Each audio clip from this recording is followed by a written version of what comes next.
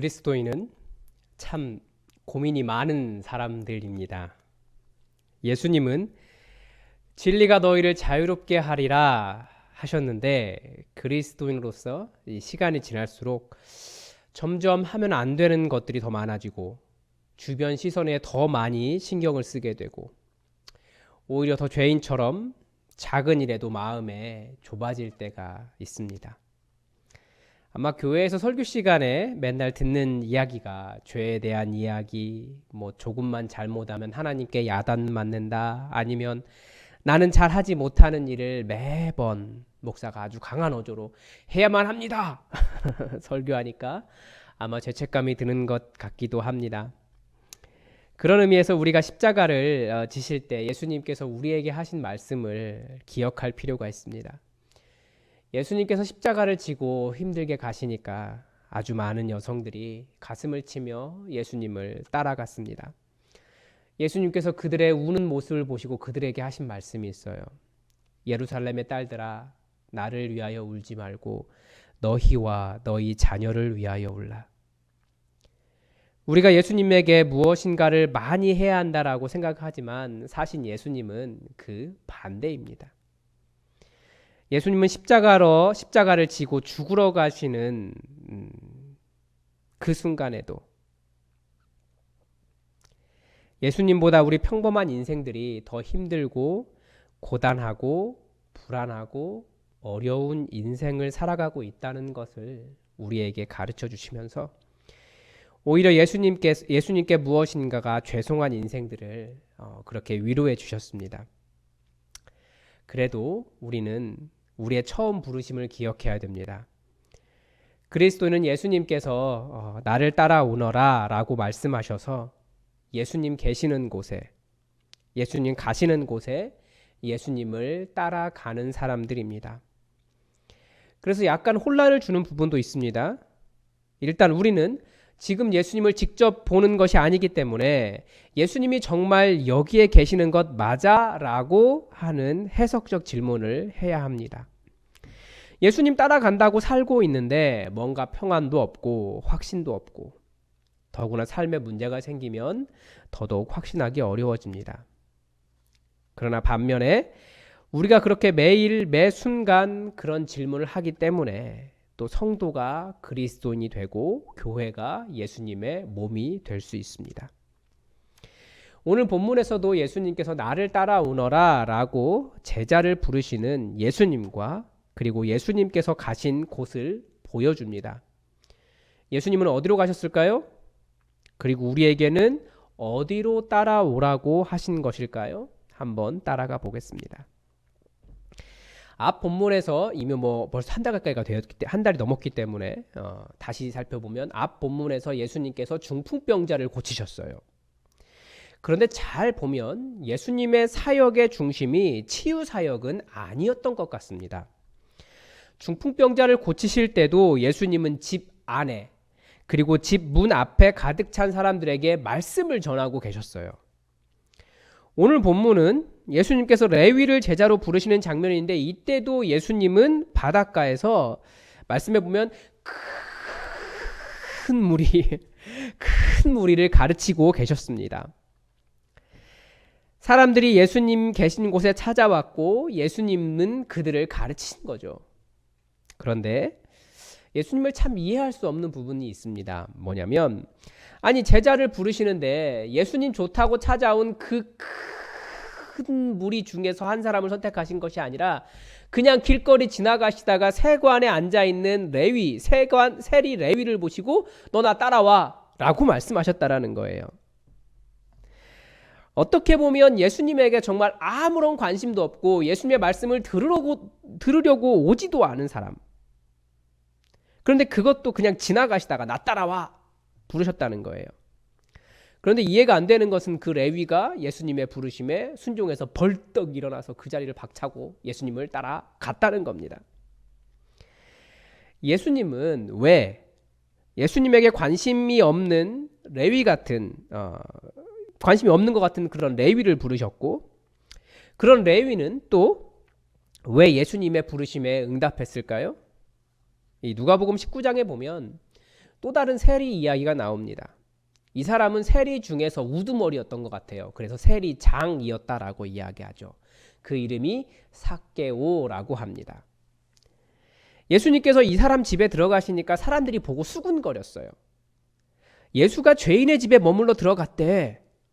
이것이 바로 세리를 바라보는 뭇 사람들의 시선이었습니다. 예수님께 가고 싶어도 주변 사람들이 하는 말도 알고 있고 스스로도 나 같은 죄인이 언감생심 어떻게 저런 데 갈 수 있을까? 라는 생각을 하고 있었습니다. 그러니까 세리 레위도 예수님께 가고 싶었던 겁니다. 그러나 갈 수 없었습니다. 레위가 예수님의 부르심에 바로 응답한 것을 보면 레위 안에 예수님께 가고 싶은 영적인 갈급함이 있었고 예수님도 바로 그 마음을 아셨기 때문에 레위를 부르셨습니다.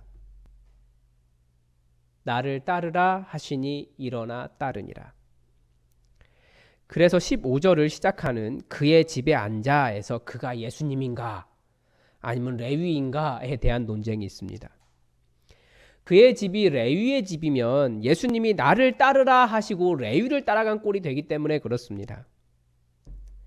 그래서 나를 따르라 해서 일어나 따라가 보니 거기가 예수님의 집이었다. 뭐 이런 얘기죠. 논리적으로는 예수님의 집이 맞지만 또 레위의 집이 아니라고도 말할 수는 없습니다. 중요한 것은 뭡니까? 그런데 그의 집이 예수님의 집인가 레위의 집인가가 중요한 것이 아니라 레위가 따라간 곳, 예수님 계신 곳, 거기에 누가 있었다는 겁니까? 이 말은 다른 말로 하면 예수님은 누구에게, 어디로, 어떤 사람들과 함께 하셨냐는 겁니다. 그 집에 누가 있었다고 말합니까? 그 집에는 세리와 죄인들이 가득했습니다. 15절 마지막 부분은 이렇게 말합니다. 이는 그러한 사람들이 많이 있어서 예수를 따름이러라. 예수님은 누구에게 가셨습니까? 예수님은 어디에 계셨습니까? 우리는 낮고 천한 사람들 이야기를 자주 하는데 그러면서 나는 멀쩡한데 괜히 내가 낮고 천한 사람이야 라는 생각을 하기도 합니다. 낮고 천한 사람이 어떤 사람들인가요? 낮고 천한 사람이 있는 것이 아니라 누군가가 그 사람을 낮고 천하게 취급을 했다는 거죠. 그런데 예수님과 함께 식사한 사람들은 세리와 죄인들입니다. 세리와 죄인을 대꾸로 붙여서 말할 정도라면 당시 사람들이 세리를 어느 수준으로 취급했는지를 알 수 있습니다. 세리는 죄인이었습니다.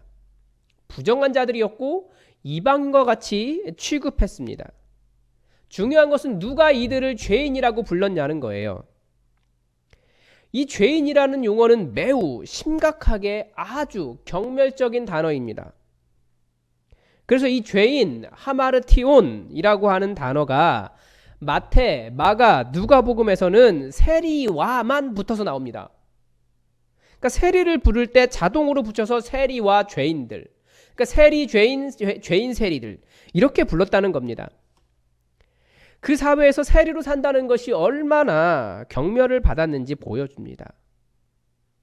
예수님은 바로 그렇게 그 사회에서 천대받는다라는 표현으로는 부족했던 죄인이라고 불렀던 사람들과 함께 하셨습니다. 우리가 예수님을 따라가야 하는데 우리에게 여기에 어려움이 있습니다. 예수님은 어떻게 보면 사람 취급을 받지 못하는 사람과 함께 계셨기 때문입니다. 그리고 우리도 가장 힘들어하는 게 누굽니까? 죄인이라고 정죄받는 사람들 아닙니까? 그런데 예수님은 그 사람들에게 가셨다는 거예요. 여러분, 누가 죄인입니까? 그리고 누가 우리 주변에 사람 취급 못 받는 사람입니까? 이제 여기서 더 큰 문제가 발생하는데 그게 뭐냐면 누가 이 사람들을 사람 같다, 사람 같지 않다라는 평가, 그 기준을 세워줄 수 있냐는 거예요. 일반적으로 사람 같지 않다라고 하는 평가는 아주 잔혹한 반인륜적인 범죄자를 평가할 때 사용합니다. 최근 우리 사회가 보고 있는 N번방 주범들이 그렇지 않습니까? 그 주범들이 뭐 10대, 20대 그렇습니다. 그래서 워낙 반인륜적이기 때문에 이들의 신상은 공개해야 된다라고 해서 공개를 하고 있고, 심지어 10대 주범이라고 할지라도 처음으로 법원이 신상 공개를 결정을 했습니다. 그 정도로 중대한 범죄였다는 겁니다. 심지어는 최근에 또 성폭행하기 위해서 여중생을 때리고 시체처럼 계단으로 끌고 올라간 중학생 성폭행범도 있었습니다. 그러니까 인간 같지 않은 아주 잔인한 반인륜적인 범죄자들이 점점 늘어가고 있어요. 그러니까 잔인한 살인범도 마찬가지고요. 또 성경은 아주 재미있게도 이 인간 같지 않은 사람의 첫 번째로 누구를 꼽고 있냐면 부모를 때리는 사람, 부모에게 욕한 사람, 이런 사람들은 반인륜적인 신상 공개하고 그뿐 아니라 돌로 쳐 죽여야 하는 사람으로 표현하고 있습니다. 이런 경우에는 이론의 여지가 없습니다. 그런데 사회는 항상 그 사회를 지키기 위해 만리장성을 쌓습니다. 이 중국의 만리장성이 한 6,000km 된다 그래요. 높이가 높은 곳은 8m가량 된다고 합니다. 그러니까 자신들이 안전하고자 그렇게 서울에서 부산까지 12번은 갈 정도의 어마어마한 성을 쌓았습니다. 그렇게 자신을 지키려고 쌓은 만리장성은 이 물리적일 뿐만 아니라 심리적인 거리도, 그러니까 마음의 거리도 가지고 있는 거죠. 이 죄인 세리들이 바로 그렇게 만들어진 용어라는 겁니다. 16절입니다. 바리새인의 서기관들이 예수께서 죄인 및 세리들과 함께 잡수시는 것을 보고 그의 제자들에게 이르되 어찌하여 세리 및 죄인들과 함께 먹는가? 바리새인의 서기관들은 도저히 이해할 수 없는 광경이었습니다. 만리장성 넘어가는 게 더 쉽지 이 세리들과 함께 밥 먹는 것은 더 어려웠다라는 거예요. 요즘 코로나19 때문에 사회적 거리를 이야기하고 있는데 세리는 죄인이기 때문에 사회적 거리뿐만 아니라 물리적인 거리두기가 아니라 아예 격리 대상자였습니다.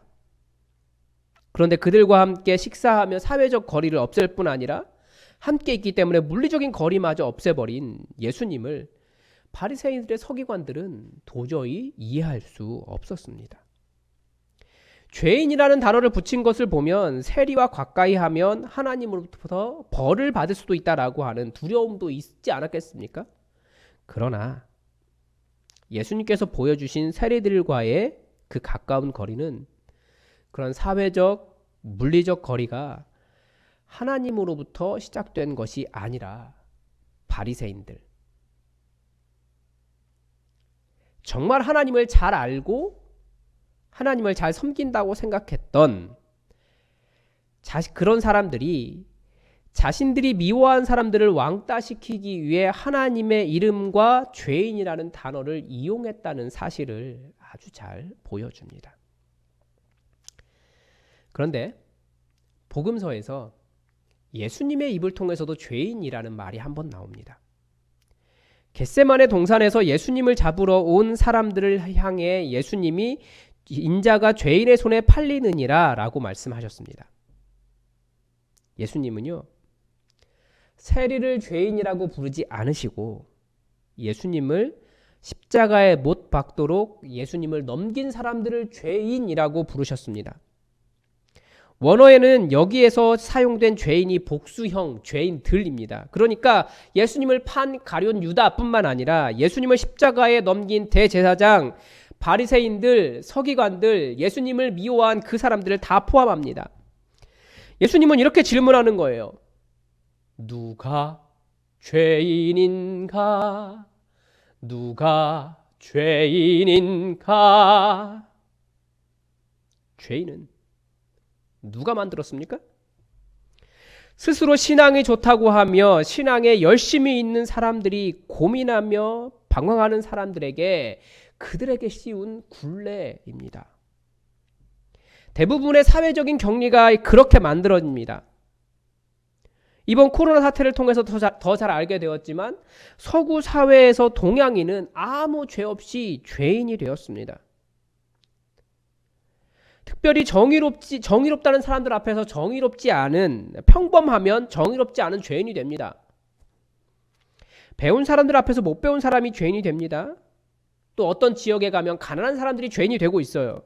그러나 예수님은 하나님이 필요한 사람을 죄인 취급하고 그들이 정죄한 사람들을 사람으로 대우하고 치유하신 예수님을 정죄하고 팔아버린 그 사람들을 죄인이라고 가르치십니다. 누가 죄인입니까?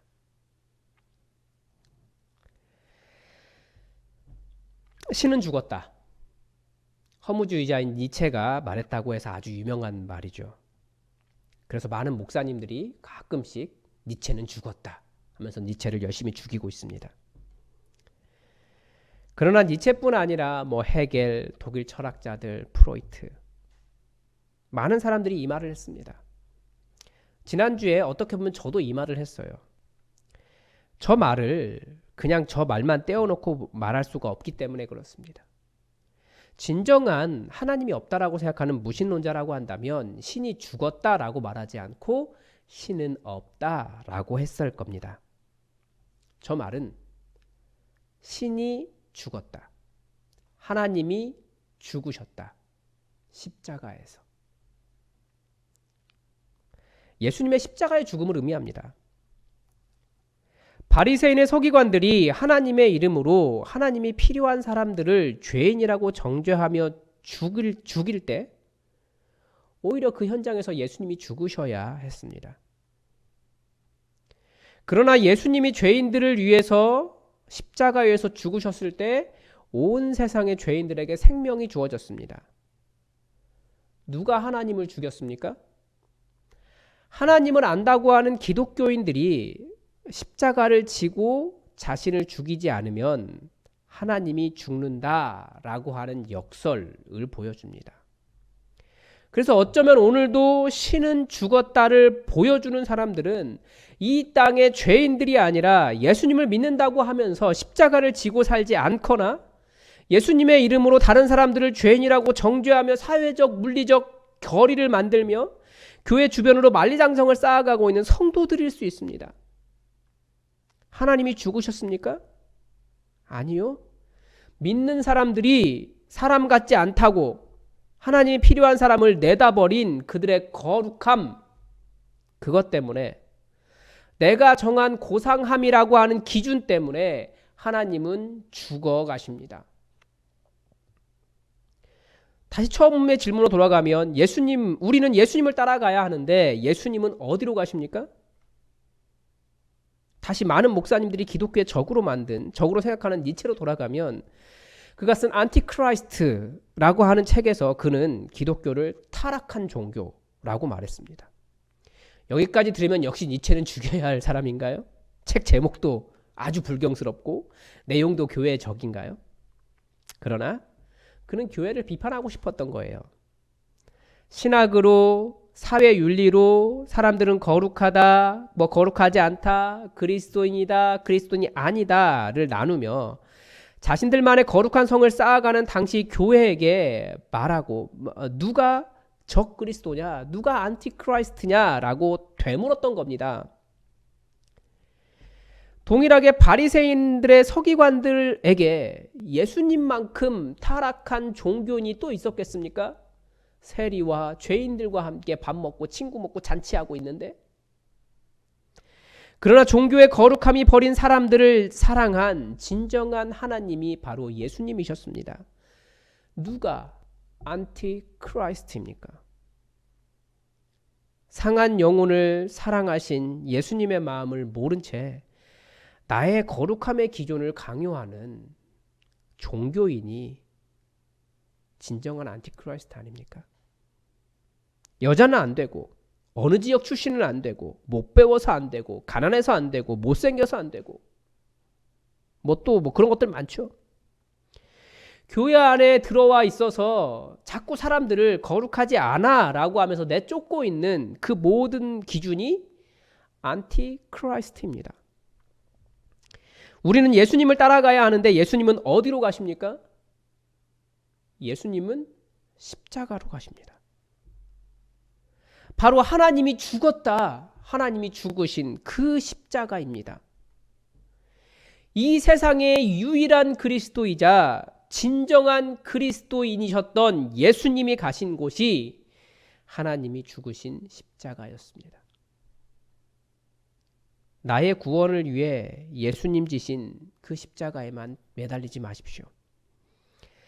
그 십자가는 나에게 분명히 은혜의 십자가입니다. 그러나 우리가 오직 믿음으로만을 외치면서 그 믿음 안에 들어오지 못하는 사람을 사랑하지 않으면 기독교, 예수 그리스도는 기독교 안에서만 인식되는 바리새인의 종교가 되어버려요. 우리끼리만. 그러나 하나님마저 죽으신 그 십자가를 지고 세상으로 들어갈 때 오히려 교회는 더욱 분명하게 예수님을 따라가는 존재가 됩니다. 예수님은 어디로 가셨습니까? 십자가를 향해 가셨습니다. 기도하겠습니다. 하나님, 오늘 무죄한 자를 죄로 정죄하며 죄인으로 정죄하며 하나님의 사랑 가운데 들어오지 못하도록 선을 그었던 바리새인들의 서기관들의 모습을 보았습니다. 하나님, 혹시 우리도 우리의 믿음과 우리의 신학과 우리의 삶의 방식으로 주님 안에, 주님의 사랑 안에 들어와야 될 사람들을 정죄하고 들어오지 못하게 하며 밀어내고 주님의 사랑을 알지 못하게 하는 정말 적그리스도의 모습을 우리가 살아가고 있지는 않습니까? 오늘도 하나님은 살아계시지만 예수님의 이름을 가진 우리로 인하여 또 하나님이 죽어가고 있다는 것을 우리가 기억하고 우리가 십자가를 질 때에 예수님께서 진정으로 살아계시며 우리가 십자가를 질 때에 이 세상이 예수님을 알 수 있다는 것을 기억하고 이 부활절 둘째 주일 다시 한번 주님의 십자가 지는 삶을 결단하며 우리가 미워한 사람들, 하나님이 사랑한 사람들 그들에게 나아갈 수 있도록 도와주시옵소서. 우리 교회는 많은 사람들을 품게 하시고 사랑하게 하시고 예수 품 안에 있는 모든 사람들 예수 품 안으로 데려오며 예수 품 바깥에 있다고 하는 사람들이 하나도 없어서 예수님의 세계가 얼마나 넓은지 예수님의 품이 얼마나 넓은지를 보일 수 있는 아름다운 교회 되게 하여 주시옵소서.